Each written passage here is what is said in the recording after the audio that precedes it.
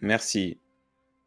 C'est un honneur d'être avec vous aujourd'hui pour votre remise de diplôme dans l'une des meilleures universités du monde. À vrai dire, je n'ai jamais obtenu mon diplôme universitaire et donc c'est ce qui ressemble le plus à la remise du diplôme que je n'ai jamais eu. Aujourd'hui, je veux vous raconter 3 histoires de ma vie. C'est tout. Pas de grandes affaires. Juste 3 histoires. La première histoire concerne la connexion entre les points. J'ai abandonné l'université Reed au bout de 6 mois, mais j'y suis resté comme étudiant libre pendant encore 18 mois environ avant de finalement la quitter. Alors pourquoi ai-je abandonné? Ça a commencé avant ma naissance. Ma mère biologique était une jeune étudiante diplômée, non mariée, et elle a décidé de me faire adopter. Elle trouvait très important que je sois adopté par des diplômés universitaires. Donc tout était prêt pour que je sois adopté à la naissance par un avocat et sa femme. Sauf qu'au dernier moment, quand je suis arrivé au monde, ils ont décidé qu'ils voulaient absolument une fille. Alors mes parents, qui étaient sur une liste d'attente, ont reçu un appel au milieu de la nuit demandant ⁇ Nous avons un bébé garçon inattendu, le voulez-vous ?⁇ Ils ont répondu ⁇ Bien sûr ⁇ Ma mère biologique a découvert plus tard que ma mère n'avait jamais obtenu son diplôme universitaire et que mon père n'avait jamais terminé le lycée. Elle a refusé de signer les derniers papiers d'adoption. Elle n'a cédé que quelques mois plus tard lorsque mes parents ont promis que j'irais à l'université. C'était le début de ma vie. Et 17 ans plus tard, j'ai effectivement fréquenté l'université. Mais de manière naïve, j'ai choisi une université presque aussi chère que Stanford. Toutes les économies de mes parents qui étaient de la classe ouvrière ont été dépensées pour mes frais de scolarité. Au bout de 6 mois, je n'arrivais pas à en voir la valeur. Je n'avais aucune idée de ce que je voulais faire de ma vie et aucune idée de comment l'université allait m'aider à le découvrir. Et donc j'ai dépensé tout l'argent que mes parents avaient économisé toute leur vie. Alors j'ai décidé de quitter l'université et de croire au fait que tout s'arrangerait. C'était assez effrayant à l'époque, mais avec le recul, c'était l'une des meilleures décisions que j'ai jamais prises. Dès que j'ai abandonné, j'ai pu arrêter de suivre les cours obligatoires qui ne m'intéressaient pas et commencer à assister à ceux qui me semblaient beaucoup plus intéressants. Ça n'a pas été tout rose. Je n'avais pas de chambre universitaire, alors je dormais par terre chez des amis. Je rapportais des bouteilles de Coca-Cola pour récupérer les 5 cents de consigne afin d'acheter de la nourriture, et je marchais 10 kilomètres à travers la ville chaque dimanche soir pour avoir un bon repas chaque semaine au temple Air Krishna. J'adorais ça, et une grande partie de ce que j'ai découvert en suivant ma curiosité et mon intuition s'est avérée inestimable par la suite. Laissez-moi vous donner un exemple. À l'époque, l'université Reed offrait peut-être le meilleur cours de calligraphie du pays. Sur tout le campus, chaque affiche, chaque étiquette sur chaque tiroir était une magnifique œuvre d'art en calligraphie manuscrite. Parce que j'avais abandonné et que je n'avais pas à suivre les cours normaux, j'ai décidé de prendre un cours de calligraphie pour apprendre à le faire. J'ai appris les polices avec et sans empattement, à varier l'espace entre différentes combinaisons de lettres, à comprendre ce qui rend une typographie excellente. C'était beau, historique, artistiquement subtil, et j'ai trouvé ça fascinant. Rien de tout ça ne risquait de devenir une application concrète dans ma vie. Mais 10 ans plus tard, lorsque nous concevions le premier ordinateur Macintosh, tout cela me revint et nous l'avons intégré au Mac. C'était le premier ordinateur avec une belle typographie.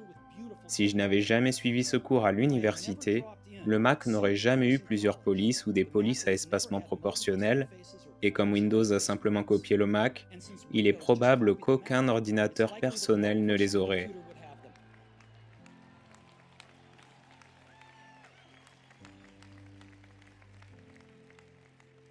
Si je n'avais pas abandonné, je n'aurais jamais suivi ce cours de calligraphie, et les ordinateurs personnels n'auraient peut-être pas la magnifique typographie qu'ils ont. Bien sûr, il était impossible de connecter les points en regardant l'avenir quand j'étais à l'université, mais en regardant en arrière 10 ans plus tard, c'était très très clair. Encore une fois, vous ne pouvez pas connecter les points en regardant l'avenir. Vous ne pouvez les connecter qu'en regardant en arrière. Donc, vous devez avoir confiance dans le fait que les points se connecteront d'une manière ou d'une autre dans votre futur. Vous devez avoir confiance en quelque chose, que ce soit votre instinct, le destin, la vie, le karma, peu importe. Parce que croire que les points se connecteront plus tard vous donnera la confiance de suivre votre cœur, même quand il vous mènera hors des sentiers battus. Et cela fera toute la différence. Ma deuxième histoire concerne l'amour et la perte. J'ai eu de la chance, j'ai trouvé ce que j'aimais faire tôt dans ma vie, et j'ai lancé Apple dans le garage de mes parents à l'âge de 20 ans. Nous avons travaillé dur et en 10 ans, Apple est passé de 2 personnes dans un garage à une entreprise de 2 milliards de dollars avec plus de 4000 employés. Nous venions de lancer notre meilleure création, le Macintosh, un an plus tôt, et je venais de fêter mes 30 ans. Et puis, j'ai été viré. Comment peut-on se faire virer d'une entreprise qu'on a créée? Eh bien, à mesure qu'Apple grandissait, nous avons embauché quelqu'un que je pensais très talentueux pour diriger l'entreprise avec moi.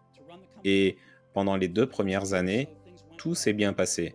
Mais ensuite, nos visions de l'avenir ont commencé à diverger et finalement, nous avons eu un désaccord. Lorsque cela s'est produit, notre conseil d'administration s'est rangé de son côté. Ainsi, à 30 ans, je me suis retrouvé dehors, seul.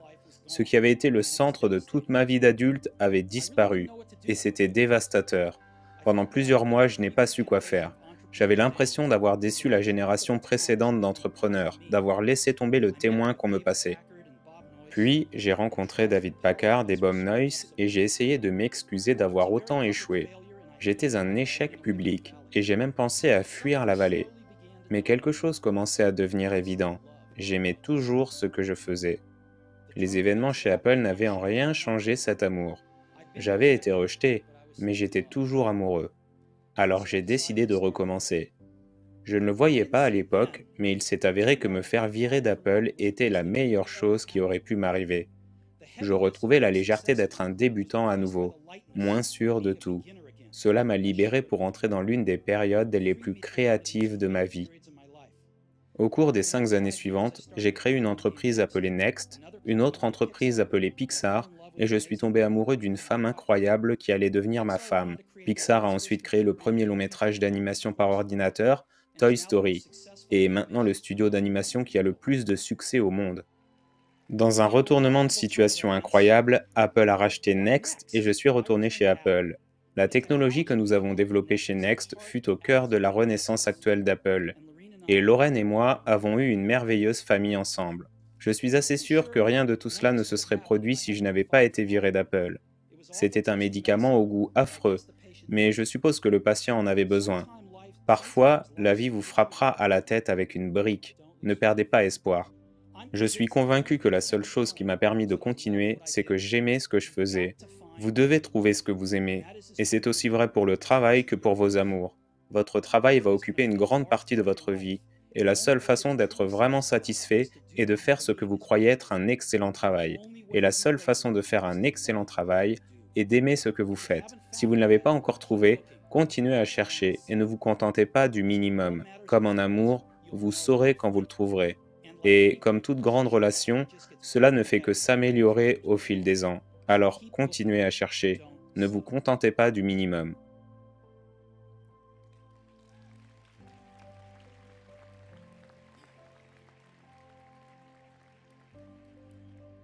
Ma troisième histoire concerne la mort.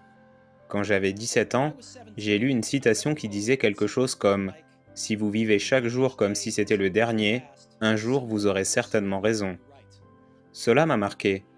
Ensuite, durant les 33 années suivantes, je me suis regardé dans le miroir chaque matin et me suis demandé si aujourd'hui était le dernier jour de ma vie, qu'est-ce que je voudrais faire? Est-ce ce que je m'apprête à faire aujourd'hui? Et chaque fois que la réponse a été non pendant trop de jours d'affilée, je savais que je devais changer quelque chose. Me rappeler que j'allais mourir bientôt a été l'outil le plus important que j'ai jamais rencontré pour m'aider à prendre les grandes décisions dans ma vie. Parce que presque tout, toutes les attentes externes, toute fierté, toute peur de l'embarras ou de l'échec, ces choses disparaissent simplement face à la mort, ne laissant que ce qui est vraiment important. Se rappeler que l'on va mourir est la meilleure façon que je connaisse d'éviter le piège de penser que l'on a quelque chose à perdre. Vous êtes déjà à nu. Il n'y a aucune raison de ne pas suivre votre cœur. Il y a environ un an, on m'a diagnostiqué un cancer. J'ai passé un scanner à 7h30 du matin et il montrait clairement une tumeur sur mon pancréas. Je ne savais même pas ce qu'était un pancréas. Les médecins m'ont dit que c'était certainement un type de cancer incurable et que je devais m'attendre à vivre 3 à 6 mois tout au plus. Mon médecin m'a conseillé de rentrer chez moi et de régler mes affaires, ce qui est le code des médecins pour dire «préparez-vous à mourir». Cela signifie essayer de dire à vos enfants tout ce que vous pensiez leur dire durant les 10 prochaines années et leur dire tout ça en seulement quelques mois. Cela signifie s'assurer que tout est bouclé, pour que ce soit aussi facile que possible pour votre famille. Cela signifie faire vos adieux. Je vis avec ce diagnostic toute la journée. Plus tard, dans la soirée, j'ai eu une biopsie où ils ont enfoncé un endoscope dans ma gorge, à travers mon estomac et dans mes intestins. Ils ont introduit une aiguille dans mon pancréas et ont prélevé quelques cellules de la tumeur. J'étais sous sédatif, mais ma femme qui était là m'a dit que lorsqu'ils ont examiné les cellules sous un microscope, les médecins ont commencé à pleurer, parce qu'il s'est avéré qu'il s'agissait d'une forme très rare du cancer du pancréas qui est guérissable par la chirurgie. J'ai eu l'opération et heureusement je vais bien maintenant.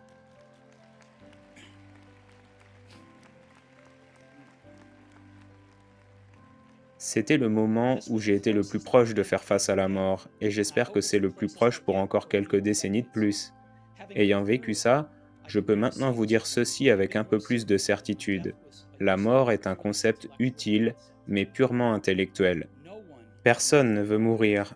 Même les gens qui veulent aller au paradis ne veulent pas mourir pour y aller. Et pourtant, la mort est la destination que nous partageons tous. Personne n'en a jamais réchappé. Et c'est comme ça que ça devrait être, car la mort est très probablement la meilleure invention de la vie. C'est l'agent du changement de la vie. Elle élimine l'ancien pour faire place au nouveau. En ce moment, le nouveau, c'est vous. Mais un jour, pas trop loin dans le futur, vous deviendrez progressivement vieux et serez éliminé. Désolé d'être si dramatique, mais c'est la réalité. Votre temps est limité, alors ne le gaspillez pas à vivre la vie de quelqu'un d'autre. Ne soyez pas pris au piège du dogme, qui consiste à vivre avec les résultats de la pensée des autres. Ne laissez pas le bruit des opinions des autres étouffer votre propre voix intérieure. Et surtout, ayez le courage de suivre votre cœur et votre intuition. Ils savent déjà d'une certaine manière ce que vous voulez vraiment devenir. Tout le reste est secondaire.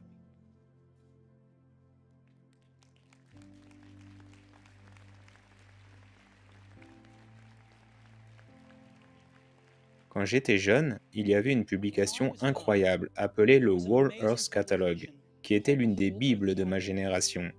Elle a été créée par un certain Stewart Brand, pas loin d'ici, à Menlo Park, et il lui a donné vie avec sa touche poétique. C'était à la fin des années 60, avant les ordinateurs personnels et la publication assistée par ordinateur, donc tout était réalisé avec des machines à écrire, des ciseaux et des appareils photo Polaroid. C'était un peu comme Google sous forme de livre de poche, 35 ans avant l'arrivée de Google. C'était idéaliste, regorgeant d'outils astucieux et d'idées géniales. Stewart et son équipe ont publié plusieurs numéros du Whole Earth Catalog, et puis, quand cela avait fait son temps, ils ont sorti un dernier numéro. C'était au milieu des années 1970 et j'avais votre âge. Sur la dernière page de leur dernier numéro se trouvait une photo d'une route de campagne tôt le matin, de celles sur lesquelles vous pourriez vous aventurer en autostop si vous étiez aventureux. En dessous, il y avait les mots «Restez affamés, restez fous». C'était leur message d'adieu au moment de prendre congé. Restez affamés, restez fous. Et j'ai toujours souhaité ça pour moi-même. Et maintenant, alors que vous, diplômés, commencez quelque chose de nouveau, je vous le souhaite aussi. Restez affamés, restez fous. Merci beaucoup à vous tous.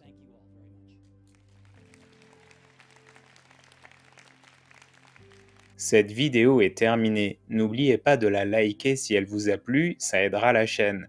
Et avant de partir, n'oubliez pas de vous abonner pour ne pas rater les prochaines vidéos. À bientôt!